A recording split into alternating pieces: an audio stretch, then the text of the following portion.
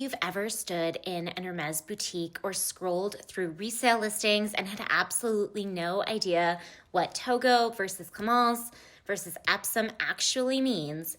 This is for you. The leather is not just a detail. It actually changes everything about how the bag looks, how it ages, and how it feels in your hand. Let's start with Togo, the most common one you'll encounter and probably the most beloved. Togo is a calf skin with a soft, raised pebble grain. It has these faint veins running through it if you look closely. In person, it feels almost buttery, substantial but not stiff. When you set a Togo Birkin down, it holds its shape but settles very naturally. It's one of the best choices for everyday use because it's durable, scratch resistant, and ages super well. It's also lighter than its closest sibling, which I'll get to in a second. That sibling is Clemence. And yes, people confuse these two constantly.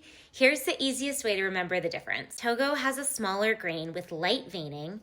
Clemence has a larger grain and no veining. Clemence is also noticeably heavier. In terms of feel, Clemence is richer, more supple. It has a soft drape to it. It has a more fluid and less structured feel. Over time, it develops a beautiful slouch, which some people love and some people don't. If you want a Birkin or a Lindy that looks like it's been very lived in, Clemence does that naturally. It's also one of the most durable leathers Hermes makes, and it's easy to refurbish if something happens to it. Now, Epsom is a completely different category. Unlike Togo and Clemence, Epsom is an embossed leather. The grain is pressed in, not natural. What that gives you is a bag that is rigid, lightweight, and holds its shape almost indefinitely. The feel is firmer. Some people describe it as slightly plasticky, which isn't entirely wrong, but in a good Epsom bag, it just reads as crisp. And the colors on Epsom are extraordinary. If you want a Cellier Kelly that still looks knife sharp in 10 years,